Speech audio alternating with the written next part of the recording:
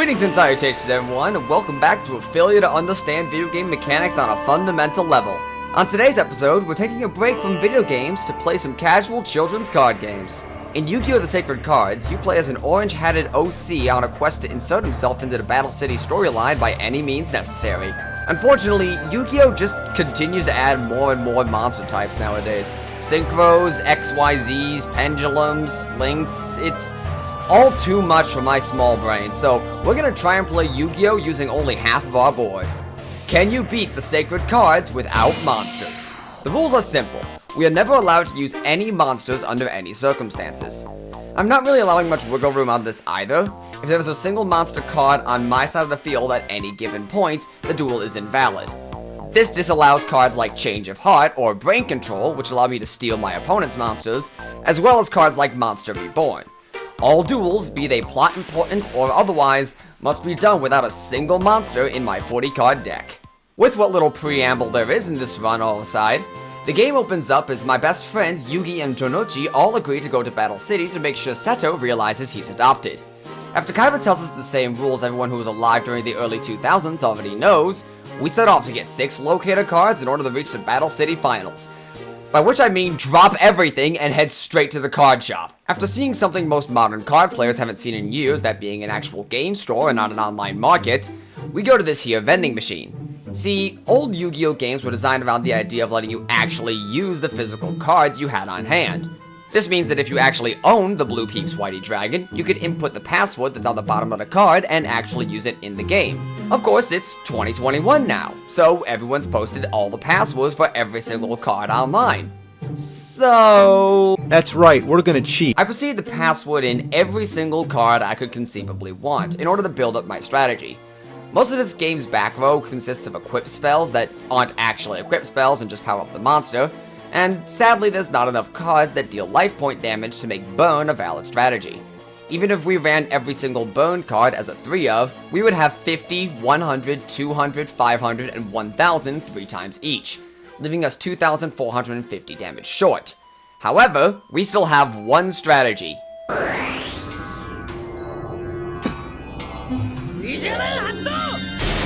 Destiny Board is a special alternate trap-based win condition which requires you to play 5 specific trap cards in order to automatically win the game. This means I can win without actually depleting my opponent's life points. The only issue at that stage is surviving that long, but thankfully, the back row in the game does help us stall somewhat. There are a very large amount of powerful life gain cards and attack blocking traps in the game, so we have a good amount of control early on. Sadly, the game does not let us heal over 9,999 life points, but we can just hold on to the cards either by placing them on the back row or holding them in hand until we've taken enough damage to heal it off. You won't be able to buy everything off of your original stipend of money, so buy where you can, remove monsters from your deck from highest cost to lowest, then sell those monsters for more cards. If you're curious, this is what my deck looked like at the start of the game. The first thing I recommend doing, as with any new deck, is to test it in a control environment. So I decided to duel against Honda for my first try. It's in this duel that I recognized an important piece of information about Sacred Cards.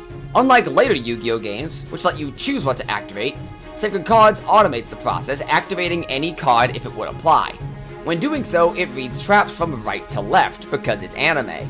So if you have 2 traps out, say one that destroys an attacker with 1,000 attack or less, and one that does that for 1,500 attack or less, it will always activate the rightmost applicable trap first, whether that's the 1,000 or the 1,500. I ignore this for like most of the game, but later on I do actually start using this strategy. Other strategies I found useful was to only use Torrential Tribute, which wipes out your opponent's entire monster zone if they had more than 3 monsters on the field. This is done to prevent your opponent from building up too much of a board state, as they can sacrifice 2 monsters for one big one, or attack with 3 monsters. So by placing Torrential Tribute at that point, you could potentially trick the opponent into playing some of their high power cards, and then destroy them with Torrential Tribute. Another useful card to have is Beckon to Darkness, as it automatically destroys your opponent's most powerful monster.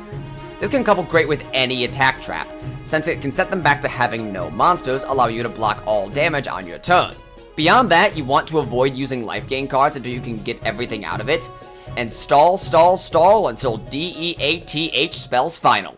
The first rule I recommend once you actually feel like you have the deck down is this random kid. He's no more difficult than Tristan, but this kid is actually a plot-important duel. Once you beat him, you can talk to him and he'll tell you about how if you go into the card shop with rare cards, you never come out. So we decided to go there with literally the deck we just bought from them, only for Pandora to call us a strong duelist for defeating objectively the worst Yu-Gi-Oh character and a small child.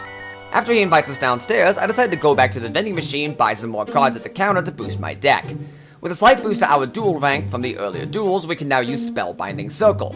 So I swap out the 2 red medicines in my deck for those, since in this game, Spellbinding Circle lowers all monsters' attack by 500 permanently. Following that, I head downstairs for Arcana to tell me how the Dark Energy Disc will send my mind to the Shadow Realm if I lose. You know, for kids! Arcana's meant to be fought a little bit later, but fighting him early on is a great way to get your duel rank up to use stronger cards. The most important thing to do is to keep the pressure on. His scariest cards are Doll of Demise and the Dark Magician. Acid Trap Hole, Widespread Ruin, and Torrential Tribute are your friends here. But don't spam Torrential, save it for when you need to get rid of the Dark Magician. And keep in mind, the field power bonus will make Dark Magician too strong for Acid Trap Hole. The good news is the highest attack monsters always attack first, so if you want to use Widespread Ruin on Doll or Dark Magician, you don't have to worry about popping it on a weaker monster. Thankfully, he only runs Dark Magician and Doll as 1-ups, so once they're gone, he really only has generic 2-star beaters. You'll want to watch out for bad reaction to Simochi though. It'll turn any healing spell into a damage spell instead. Keep throwing down traps to stall until FINAL spells death. Thankfully, we're a good boy and we save him from the Saw Blades, only for Master Mario to tell us off for beating his dude who decided to pick a fight with a child running a bad Destiny board deck who won 2 duels. Sadly, 85 duel ranking gets us jack shit, but I do use the 10 grand Arcana gave me to buy 3 copies of Dianketsu the Cure Master for later, as well as 3 copies of Swords of Revealing Light for much later. After getting fucking mugged at the game store, I decided to actually participate in the tournament I signed up for and duel some randos in the alley before fighting Bonds. Now, Bones can actually be somewhat of a frightening duel, because after his appearance in Duelist Kingdom, you might think they gave him a lot of powerful revival cards, which might cause you to run some weird strategy, only for him to overwhelm you with his deck of exclusively level 1 to 2 beaters. Seriously, Bones does not have a single card in his deck with more than 600 attack, except for Pumpkin the King of Ghosts, an 1800 2000 6-star, which can power up Armored Zombie, Dragon Zombie, or Clown Zombie with its effect, of which he is running none of them. Following this, we are required to deal with Esperoba's annoying brothers before we actually fight him. The brothers are garbage duels with literally nothing special in their decks. Just spam them with traps until FIANL spells final. Finally, before the Esper duel, we reach duel rank 100. This is the first of 3 major milestones for us, as being rank 100 allows us to run Dianketsu the Cure Master, which heals us for 5,000 life points per use.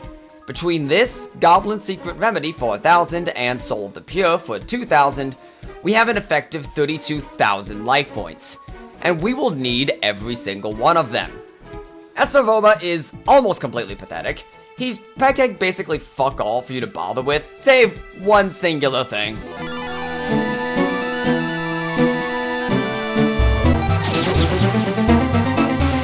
Yeah, if he drops Jinzo on you, it vaporizes all of your currently set traps. You could hold on to your traps in hand, which honestly probably would have been smart of me to do, but I didn't do that. I just kept playing cards until I got lucky.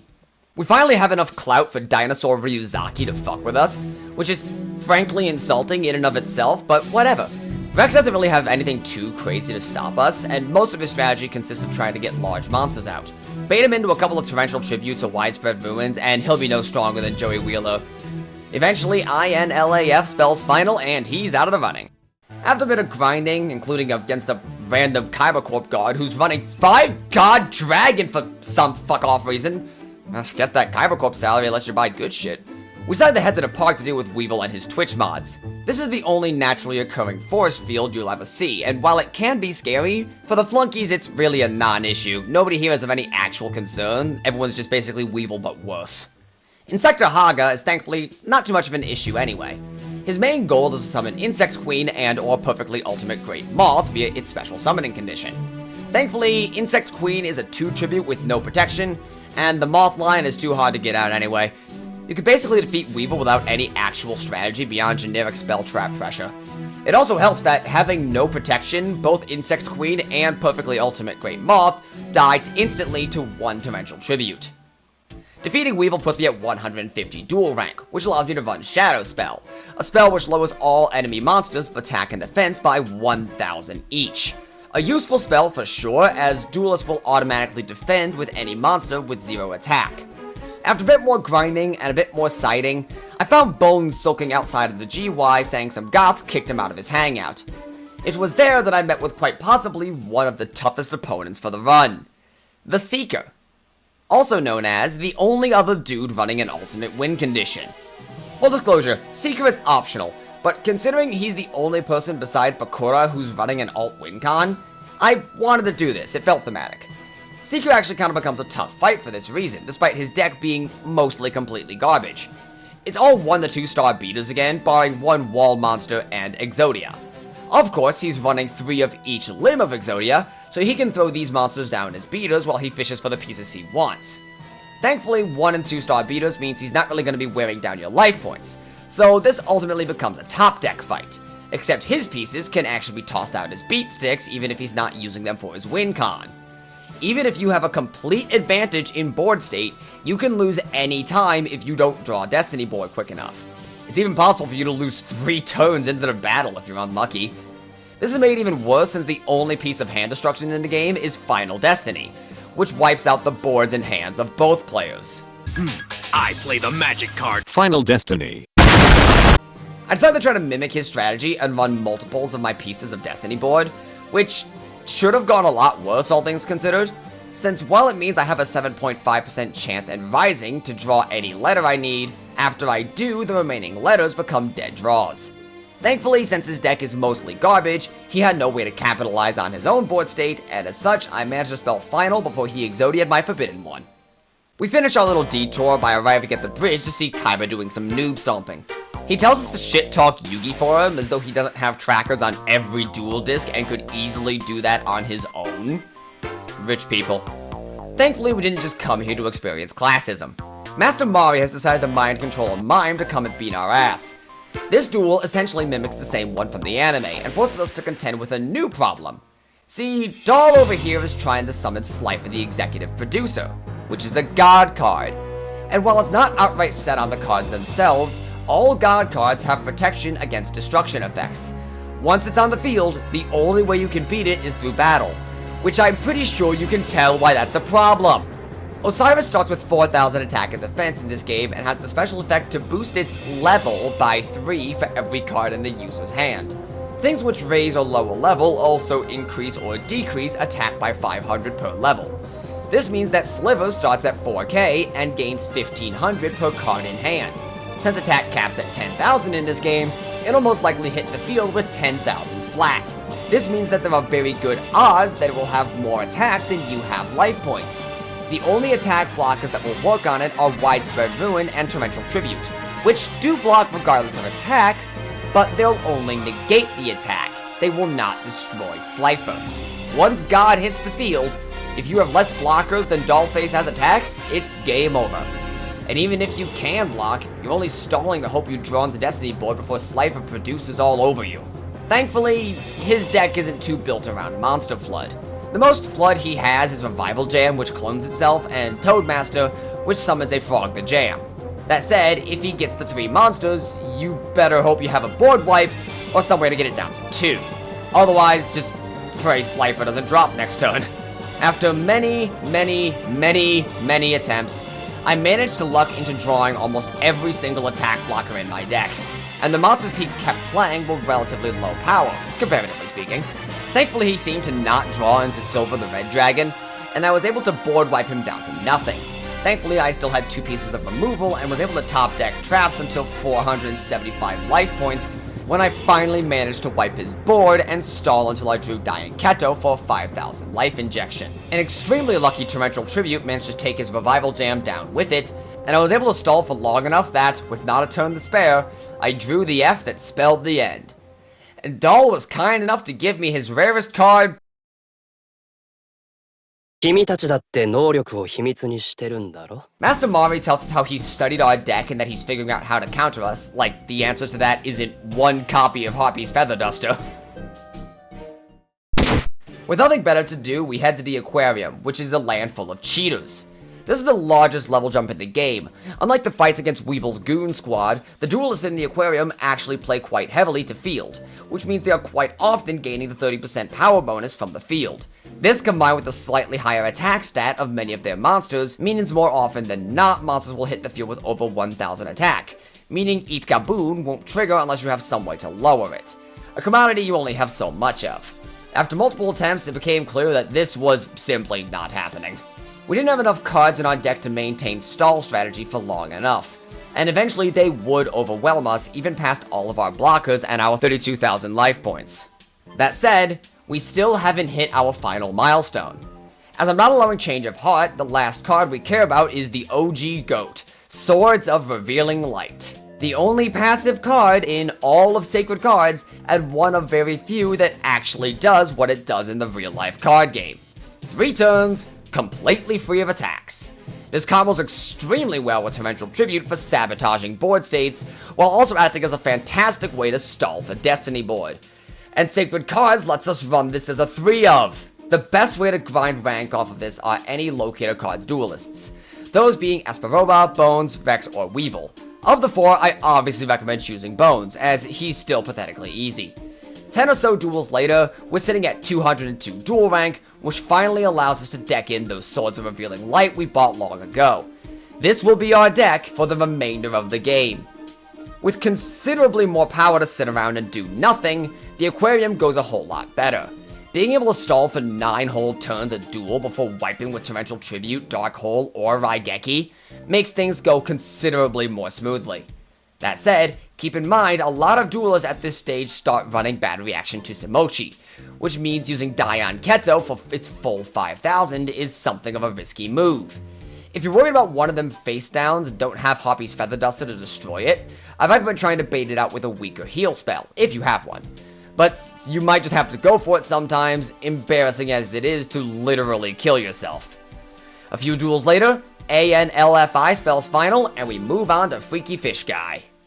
Oh, wait, no, that's what I want to say, but Jonochi here is a required duel. Thankfully, he's the only one here not running cards playing to the ocean field. Nothing he has is at all special or dangerous, so enjoy a duel so free you can literally deck him out. Mako at this stage really showed me how powerful Swords was. With so much stall power, I was now more able to effectively get blockers out, as well as life gain. INALF spells final, and I still got 5,400 life points left with another 10,000 in hand, and we're officially a finalist in the Battle City tournament. We aren't done yet though, because... Hey boys! The ghouls are here!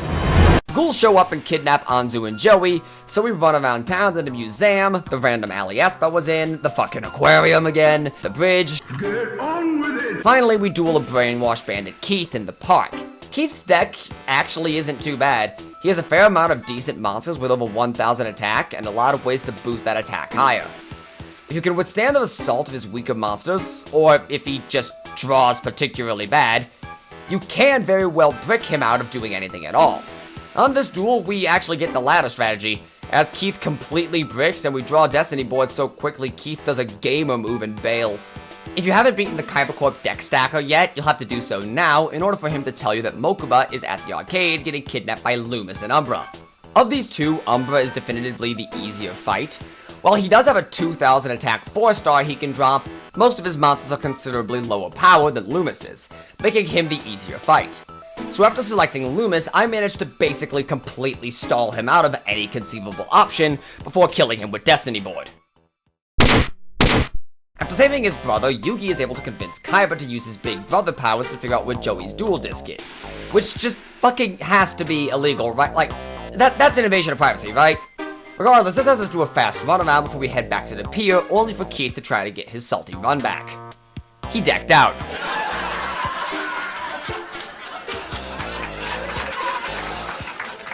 So Jonochi has been possessed by Merrick, who demands that Yugi duel his best friend in a if you lose you drown duel, and if he refuses, Teo will be crushed by a shipping crate. I'm sorry, she'll take a cyanide capsule! Thankfully, Joseph's deck is literally worse at this stage. Remember how I said you don't have enough burn to actually kill someone? Yeah, while he's running slightly better monsters, he's running a lot more burn cards, which just means he has less monsters to swing with. If he was running more monsters, this might actually be a challenge, but Sword stalls him out completely, and I just wait for Destiny board. Yugi tells Joey how much he loves him, and that's enough for him to break free of Merrick's mind control because the power of friendship is stronger. The gang all agrees to see each other in the Battle City Finals, but before we do, we have one last thing to do. Ishizu calls us to the museum to see if we're worthy of completely removing Kyra from the plot. We fuck up a bit and draw like hot garbage, but thankfully a Dion Keto and a Swords of Revealing Light at the right time help us to recover. It's definitely close, but eventually Ishizu starts to brick, passing her turns and not doing much of anything. More swords let us stall for long enough to draw some control, so we delay playing Destiny board to allow us to get a few more traps out, and then thankfully draw and do a lot of healing. We even get a pretty sick read on her playing a 2 tribute before we nuke her back into darkness.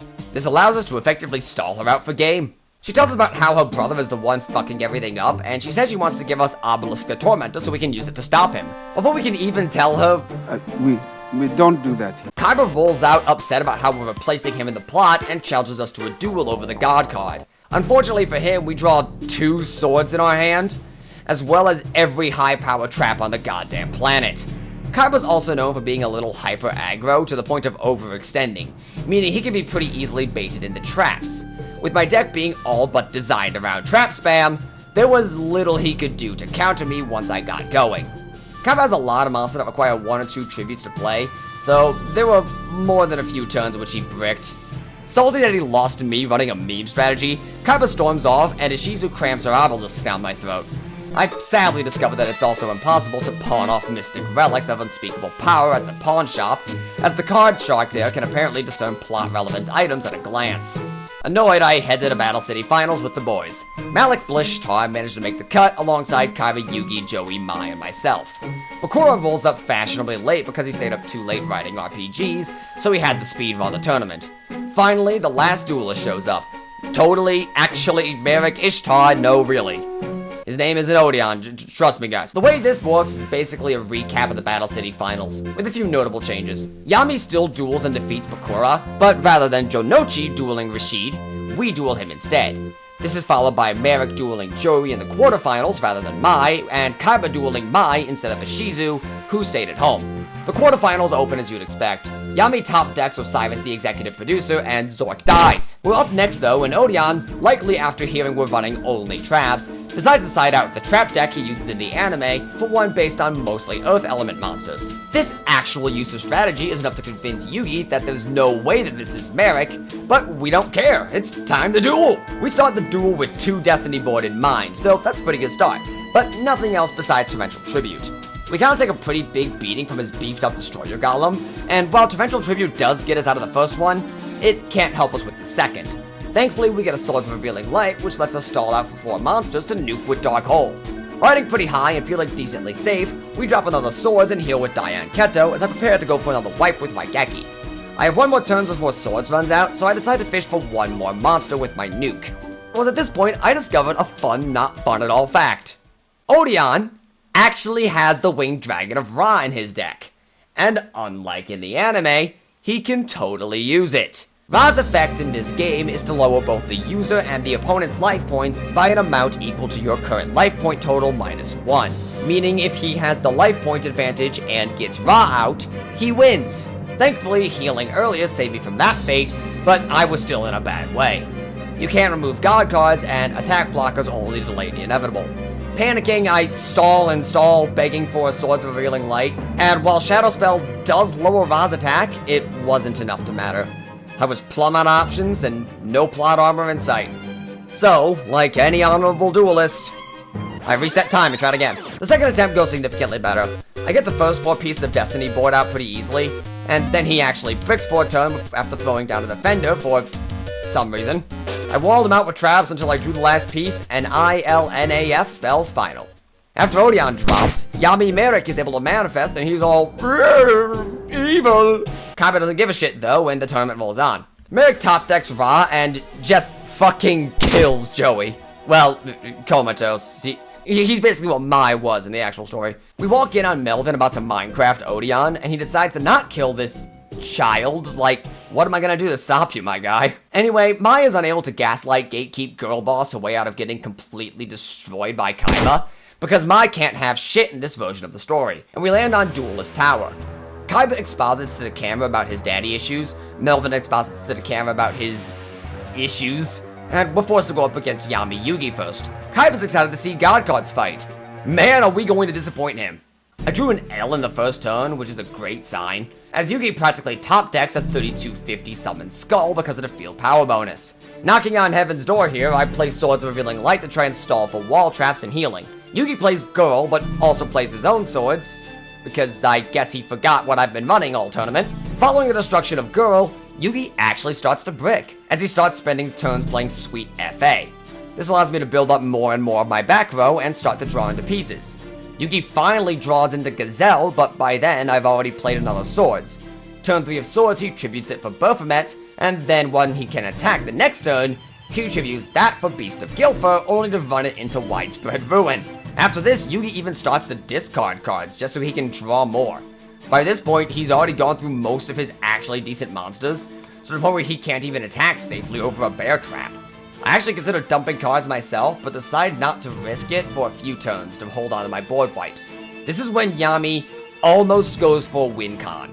He plays Karibo and reveals that one of his 5 back row was Multiply, which loads his monster zone with Karibos. Since he's already played a monster this turn, he can't play anything else, but considering how hard he's been bricking, it's basically a guarantee he has Slifer in hand. Thankfully, I have Raigeki and Dark Hole in hand, so I play Dark Hole to wipe his board and make sure he can't play Slifer.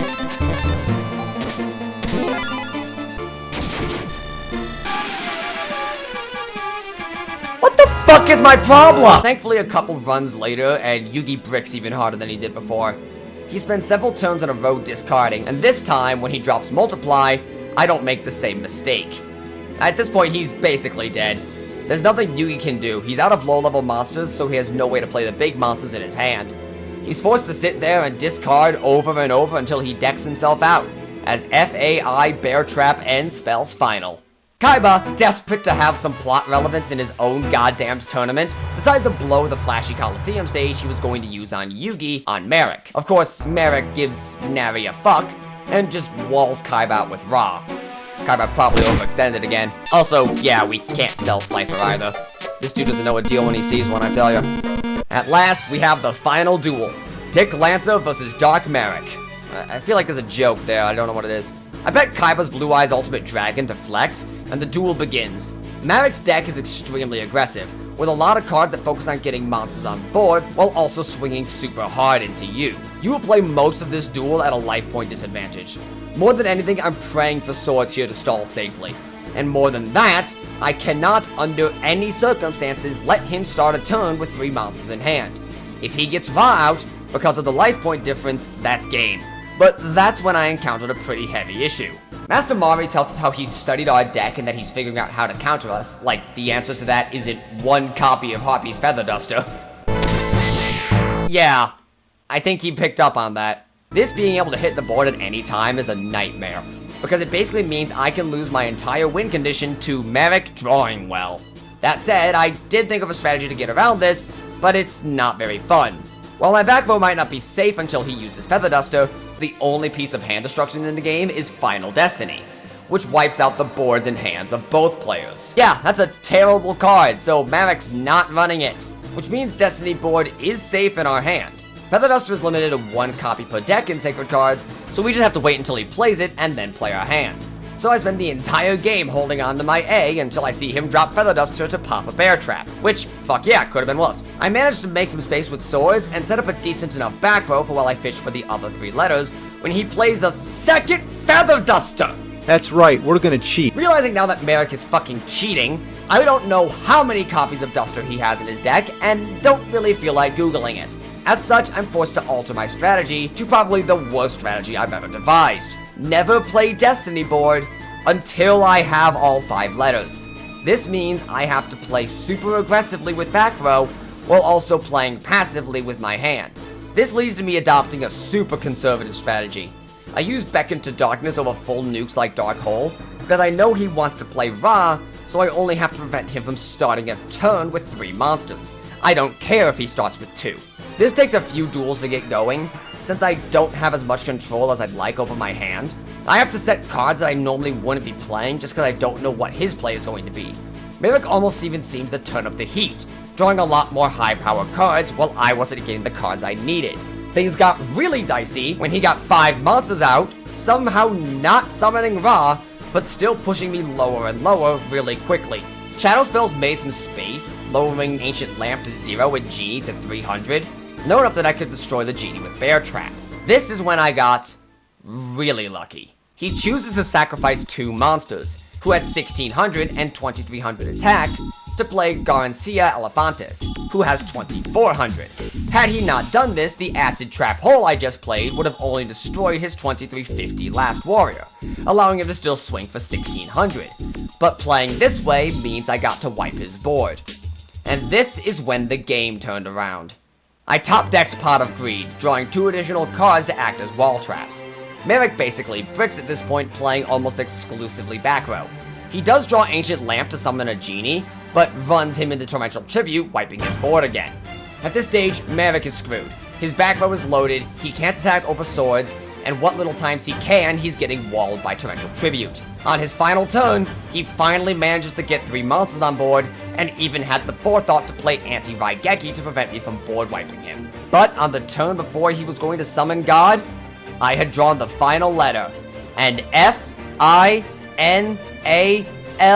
proves that you can beat Yu-Gi-Oh! The Sacred Cards without using monsters.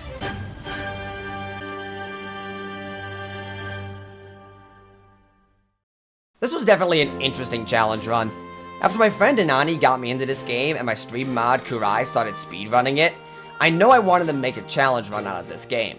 And I always liked Destiny board as a non-meta deck, but I felt like it'd be impossible to get very far with it in an actual Yu-Gi-Oh! Game, even the video games. But since back row, scarce as it is in Sacred Cards, is super strong in it, I thought this could be a fun run, and it was. I'd like to do more shorter runs like this in the future, so let me know what you guys think about this. Regardless, thank you very much for watching, and I'll see y'all on the next one. Love yous! Special shoutouts go to Cuttlefish and Zayden on Patreon, and to Preacher Games on YouTube. Thank you all so much for the support. The amount of love we've been getting lately is insane. I can't thank you guys enough. Take it easy.